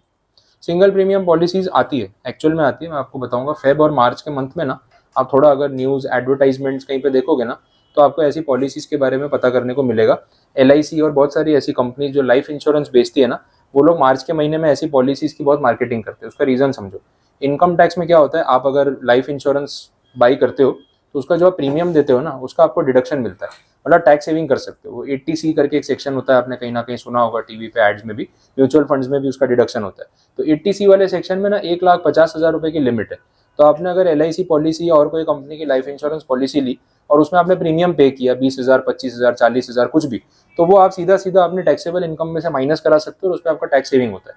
तो लोग ना अपने जैसे इंडिविजुअल्स जो नॉर्मल इनकम अर्न कर रहे हैं और जिनको टैक्स बचाना है, वो मार्च के महीने में ना ढूंढ रहे होते हैं कहाँ इन्वेस्ट करूँ कि मेरी टैक्सेबल इनकम जो है वो उस लिमिट में आ जाए कि टैक्स 0 रुपीज़ देना पड़े। लोग कोशिश कर रहे होते हैं, इन्वेस्टमेंट्स ढूंढ रहे होते हैं। उसी टाइम पे ये इंश्योरेंस कंपनीज अपने प्रोडक्ट मार्केट में लॉन्च कर देती है कि हमारी ये पॉलिसी खरीदो, 80C में डिडक्शन ले लो, क्योंकि आप ढूंढ रहे हो ना कहाँ इन्वेस्ट करें, हमारे पास इन्वेस्ट कर दो। पॉलिसी लोगे तो आपका फ्यूचर भी सिक्योर होगा, आपका तो नहीं, आपकी फैमिली का सिक्योर होगा, लेकिन हमारा बिजनेस भी चलता रहेगा। तो डिमांड के हिसाब से वो प्रोडक्ट सप्लाई करते हैं। अब इसमें जो पॉलिसी आती है ना, उसमें एक ऑप्शन होता है वन टाइम प्रीमियम पॉलिसी। या तो ऐसा है कि आप हर महीने 1000 रुपए प्रीमियम भरो, या हर क्वार्टर में 3-3 हजार प्रीमियम भरो, या हर 6 महीने में 6000 प्रीमियम भरो, या फिर एक ही साथ में ना 1 लाख 2 लाख रुपए प्रीमियम दे दो और फिर आपको पूरी लाइफ में कभी प्रीमियम नहीं भरना है। ऐसी भी स्कीम्स होती है वन टाइम प्रीमियम, बट वो कुछ अमाउंट लैक्स में होगा ऑब्वियसली। तो 2 लाख रुपए आज ही मांग लिया आपसे, आपकी इंश्योरेंस पॉलिसी हो गई। अब आपको पूरी लाइफ में कभी भी प्रीमियम के और पैसे नहीं देने, वन टाइम। तो यही प्रीमियम वो आपसे अगर इंस्टॉलमेंट्स में चार्ज करते तो हर महीने 1000-1500 चार्ज करते, एक साथ चार्ज करके पूरा 2 लाख रुपए में फुल एंड फाइनल सेटल कर लिया। अब ऐसी पॉलिसी का फायदा इन्वेस्टर को क्या होता है, एक तो डिस्काउंट मिल जाता है। अब यही 1000 रुपए करके अगर वो आपसे चार्ज करते ना, तो शायद वो टोटल प्रीमियम एब्सोल्यूट टर्म्स में 2 लाख से बहुत ज्यादा होता है, 2.5 लाख होता, 3 लाख होता, 3.5 होता, क्योंकि इंस्टॉलमेंट भी ज्यादा दे रहे हैं। बट उसी को एक साथ मांग लिया तो कैश डिस्काउंट हो गया। आपको क्या फायदा होगा, दूसरा टैक्स सेविंग। अब वो 1.5 लाख की लिमिट पूरी करने के लिए कुछ ढूंढ ही रहे थे ना, 2 लाख प्रीमियम भर दिया तो पूरा 1.50 तो आप यूज कर लोगे, आपका इनकम टैक्स लायबिलिटी भी कम हो जाएगी, तो वो भी आपकी बचत है। तो इसलिए बहुत सारे इन्वेस्टर ऐसी वन टाइम पॉलिसी ले लेते हैं। और क्या झंझट भी नहीं, हर महीने पैसा देने का टेंशन नहीं, एक बार दे दिया ना, मेरी लाइफ इंश्योरेंस पॉलिसी होगी, उसमें रखते हैं 10 लाख रुपए का risk cover, life insurance 15 lakh 20 lakh के, भाई ये आप भर दो, आपको कुछ भी हो गया ना तो आपकी फैमिली को इतना पैसा दे देंगे, तो आपकी पॉलिसी कंप्लीट है। तो वन टाइम पे करके आप उसका बेनिफिट ले सकते हो। अगर ऐसी पॉलिसी उन्होंने बेची और आपने उसमें इन्वेस्ट किया तो जीएसटी कितने पे लगेगा वो यहाँ पे क्लैरिफाई कर रहे हैं। तो ऐसा नहीं कि पूरे 2 लाख पे जीएसटी देना है, बहुत महंगा हो जाएगा। 18% जीएसटी है इंश्योरेंस सेक्टर में। 2 लाख के प्रीमियम पे 18% कितना हो गया, 36,000। ये सुन के अपने बीमार हो जाएंगे, ठीक है, मेडिक्लेम अलग से लेना पड़ेगा। तो 36,000 रुपये जीएसटी 2 लाख की पॉलिसी पे। अच्छा, इतना तो टैक्स नहीं बचने वाला है, 1.5 लाख रुपए का डिडक्शन लेके। इससे बेटर है पॉलिसी नहीं लेता हूँ, थोड़ा टैक्स भर दूंगा। बोले टैक्स कैलकुलेट कर रहा हूँ तो 15,000 एक्स्ट्रा आ रहा है, यहाँ पे 36,000 रुपये जीएसटी जा रहा है, और पर्सनल लाइफ इंश्योरेंस पॉलिसी है तो आईटीसी भी नहीं मिलेगा, तो मेरा 36,000 का नुकसान है, फायदा कहाँ हो रहा है। तो इसलिए बोला कि फुल अमाउंट पे हम जीएसटी नहीं लगाएंगे। जितना भी single premium, one time premium एक कस्टमर पे कर रहा है, उसका 10% गिनो कितना होगा, मतलब 2 लाख का 10% कितना हो गया, 20,000। सिर्फ 20,000 पे जीएसटी आएगा, ये रूल में यहाँ पे बोला। तो 20,000 पे 18% जीएसटी मतलब 3600।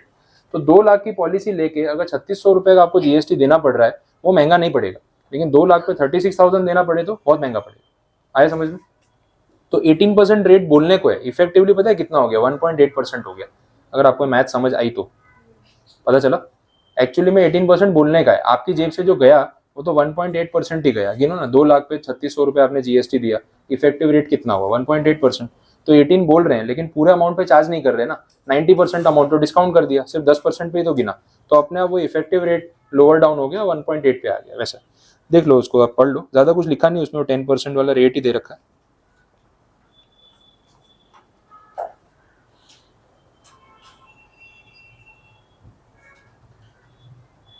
ठीक है, पता चल रहा है इंश्योरेंस बिजनेस में क्या हो रहा है। अब जो थर्ड काइंड ऑफ पॉलिसी है वो अदर पॉलिसी। अदर पॉलिसी में कौन सी बची, प्योरली रिस्क कवर वाली, सिंगल प्रीमियम वाली अलग कैटेगरी हो गई।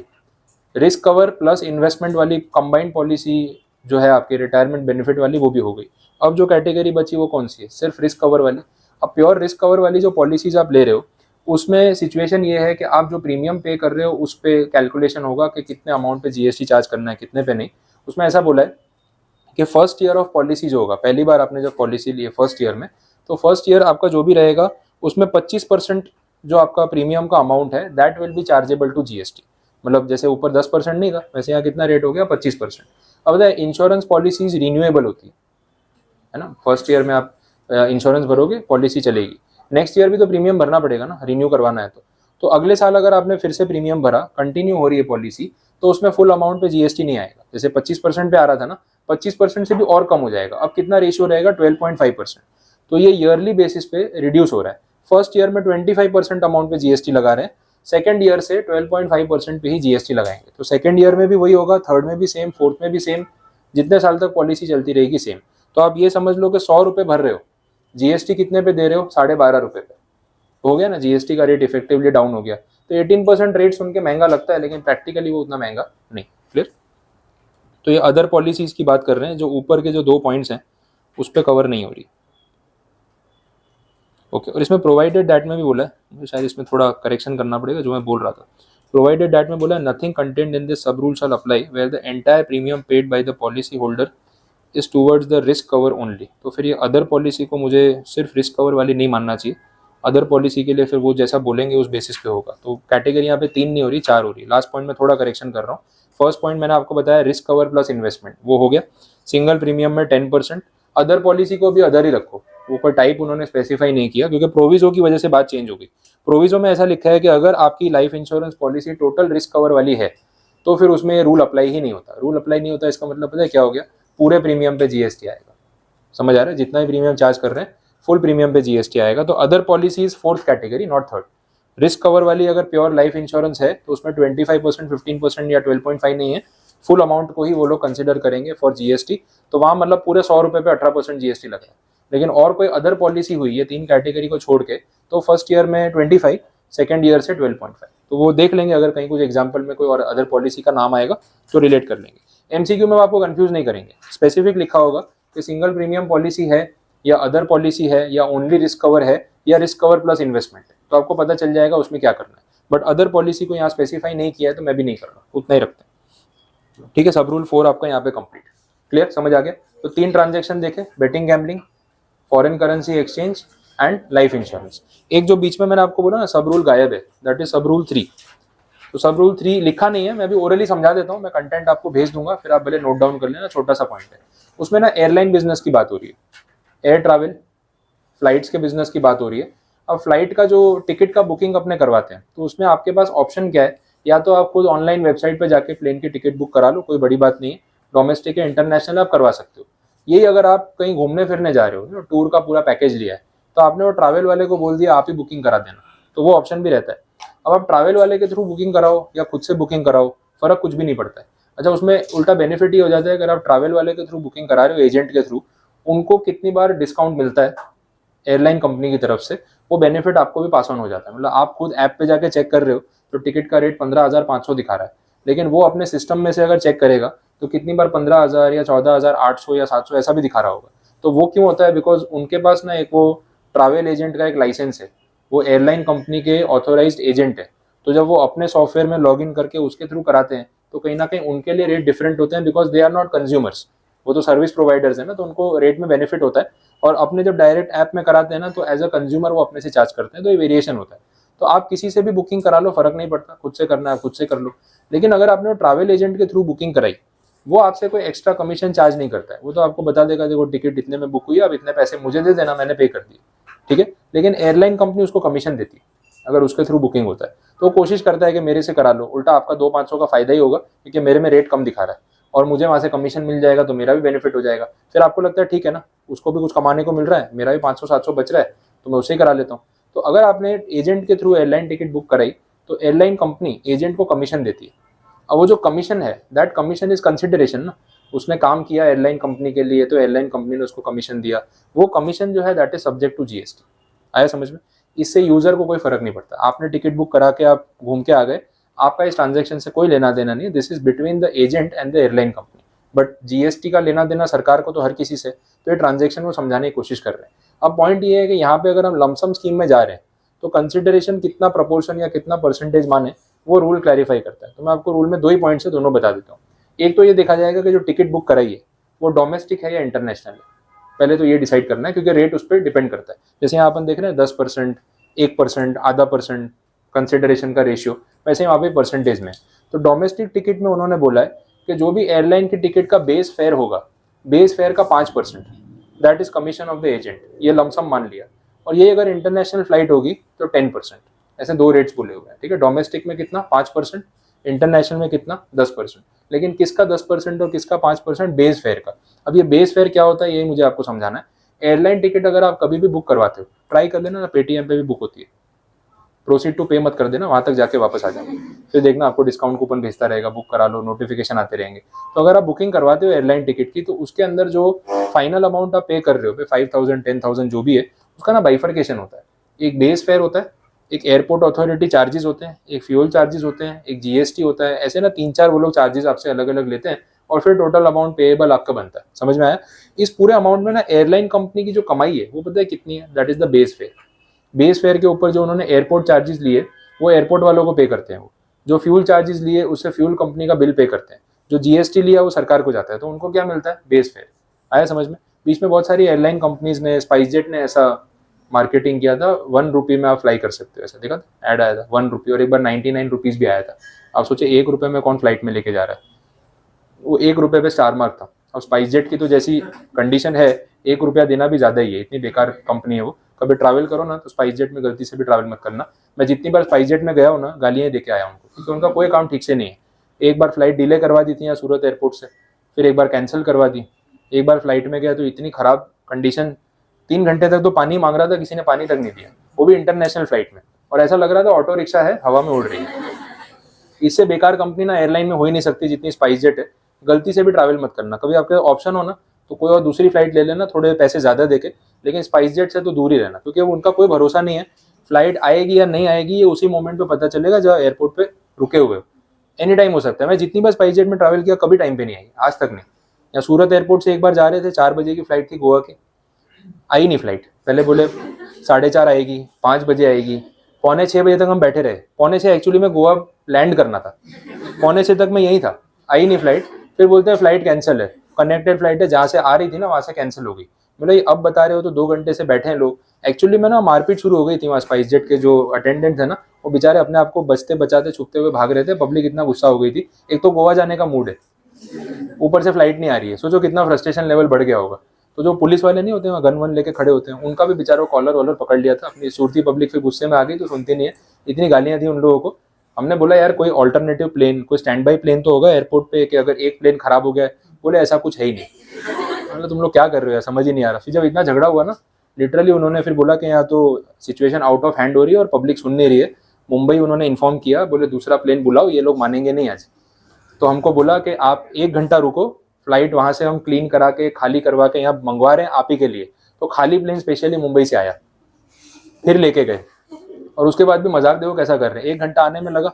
हम लोग पता है कितने बजे यहाँ से टेक ऑफ किया? 7:45 बजे, 7:45 बजे की फ्लाइट थी, 7:45 बजे टेक ऑफ किया, मतलब गोवा जाके वापस आ जाते इतने में। तो 7:45 बजे जब स्टार्ट किया ना, अब उनको क्या थोड़ा डैमेज कंट्रोल भी करना है ना, कि इतनी इंप्रेशन खराब हो गई हमारी। तो फ्लाइट है लिटरली इतनी फास्ट चला रहे थे, जो 2.25 घंटे का ट्रैवल टाइम था ना, 1 घंटा 5 मिनट में गोवा टच करा दिया। सच में 7:45 बजे हम फ्लाई हुए, 9 बजे से पहले गोवा एयरपोर्ट पे लैंड हो गए, और अंदर अनाउंसमेंट भी कर रहे हैं कि आपको टाइम से पहले पहुंचाया हमने, ठीक है, तो स्पाइसजेट में आपका स्वागत है। मतलब पागल हो गए हो क्या? 4 घंटे लेट ऑलरेडी चल रहे हो, ये तो गाड़ी तेज चला के पहुंचा दिया, जो लेट आया उसका क्या। तो जो हम लोग पहुंचने वाले थे वहाँ पे 6 बजे, हम लोग पहुंचे वहाँ 9:15 बजे, और उसमें बोल रहे हैं हमने जल्दी पहुंचाया आपको। तो इतनी खराब हालत है ना स्पाइसजेट की, गलती से भी ट्रैवल मत करना। मैं दुबई गया, वहाँ पे भी ये हुआ। दुबई से जो आने की मेरी फ्लाइट थी वापस, वो थोड़ा बजट कंट्रोल के हिसाब से मैंने स्पाइसजेट ले ली। मैंने चलो ठीक है वापस ही आना है तो सस्ती फ्लाइट होगी तो चलेगा। वो सस्ती फ्लाइट में भी एक टिकट के उन्होंने मुझसे 11,000 रुपये चार्ज किए, और फ्लाइट की हालत इतनी खराब है ना, मतलब 3 घंटे तक पानी नहीं पूछा। मैंने मांगा कि भाई पानी पिला दो, कोई देने नहीं आया। और फ्लाइट है ना ऐसी वाइब्रेट हो रही थी, मुझे सच में लग रहा था भाई तू पहुंचा दे बस। एक तो ना वो दरिया के ऊपर वाला रूट है, नीचे कुछ दिख नहीं रहा है, और फ्लाइट पूरी वाइब्रेट हो रही है। तो सच में मैं भगवान का नाम लेते लेते आया हूँ ये सच में। अच्छा उसमें भी चलो फ्लाइट की जो हालत थी वो तो ठीक है। मेरी सुनो, मेरी फ्लाइट थी रात की 12 बजे की, 11:15 या ऐसे कुछ। कितने बजे वहाँ से स्टार्ट हुई थे फ्लाइट? सुबह 5 बजे। हाँ सच में, मैं पूरी रात एयरपोर्ट पे बैठा रहा, फ्लाइट कब आएगी, कब जाएंगे हम। तो लिटरली ये था। और मुझे पता है, मतलब एक इंट्यूशन था कि स्पाइसजेट वाले कुछ भी कर सकते हैं। तो मुंबई आना था, तो मुंबई से फिर सूरत की ट्रेन करवानी थी। तो मैंने सोचा ही था बुकिंग करा टाइम कि स्पाइसजेट है, भरोसा नहीं है टाइम पे आएगी नहीं आएगी। मैंने लिटरली ना 6 घंटे लेट की ट्रेन करवाई थी। मतलब सुबह 6 बजे मैं यहाँ पे मुंबई एयरपोर्ट लैंड होने वाला था, तो ट्रेन की टिकट बंदा 7, 7:30, 8 बजे ही करवा सकता था। मैंने ट्रेन की टिकट कराई थी 12 बजे की। एक इंट्यूशन था कि इनका कोई भरोसा नहीं है, और एक्चुअली में ऐसा हुआ। मैं 10:30 बजे एयरपोर्ट से बाहर निकला, तो अगर वो 8 बजे वाली ट्रेन ली होती ना, तो ट्रेन की टिकट भी जाती, तो मुंबई तो आ जाता, फिर सूरत पहुंचने के लिए और कुछ करना पड़ता, और लिटरली बच गए। तो स्पाइसजेट की तो आप एयरलाइन से मतलब जितना हो सके दूर रहो।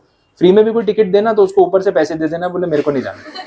इतनी बेकार कंडीशन है उनकी। अभी देखा हमने लास्ट 1 महीने में 9 बार स्पाइसजेट की जो फ्लाइट है ना, उसको इमरजेंसी लैंडिंग कराना पड़ा। हाँ कराची में, वो भी और खतरनाक। पता नहीं आपने वहाँ इमरजेंसी में प्लेन उतारा, 4 गाड़ियाँ आ गई, बोले हाईजैक कर लिया और वापस नहीं जाने देंगे। तो कराची में लैंड करा दिया तो और खतरा हो गया। तो एक तो प्लेन की हालत खराब, इमरजेंसी लैंडिंग भी ऐसी जगह पे कराते हैं कि और टेंशन बढ़ जाए पब्लिक। तो हो सकता है ऐसा। तो ये एयरलाइन कंपनी से दूर रहना ही बेटर है। तो इसलिए मैंने आपको बोला डोमेस्टिक है और जो इंटरनेशनल है, जो 1 रुपये वाली बात वो कर रहे थे ना, उसमें स्टार मार्क था। वो 1 रुपये का मतलब ये था कि हम जो बेसिक फेयर अपनी कमाई चार्ज करते हैं वो 1 रुपी लेंगे, लेकिन बाकी एयरपोर्ट का जो चार्ज है, आपका फ्यूल का चार्ज है, जीएसटी है, वो सब देना पड़ेगा। तो कितनी बार ऑफर में ये चीज़ें हिडन होती है, फिर जब बुकिंग कराओगे तब पता चलेगा कि वो 5,000 रुपये की टिकट में जो उनका 1,500 था ना, वो माइनस है, बाकी 3,500 आपको देने हैं। तो बोले नहीं, हमने तो 1 रुपया ही चार्ज किया है। वो स्टार मार्क में आपने जो 3,500 रुपये छुपा के रखे थे वो नहीं पता चले, बुकिंग के टाइम पे आइडिया लगा, ऐसा भी होता है। तो रेट पता चल गया, डोमेस्टिक टिकट में एजेंट का कमीशन कितना डीम्ड है 5% और इंटरनेशनल में कितना 10%। तो वो कंसिडरेशन जो है अज्यूम किया, उसके ऊपर जीएसटी लगेगा, ये हमें ध्यान रखना, ठीक। तो ये सब रूल 3 भी आपका हो गया। तो जो कैलकुलेशन वाले ना सारे रूल मैंने आपको बता दिए।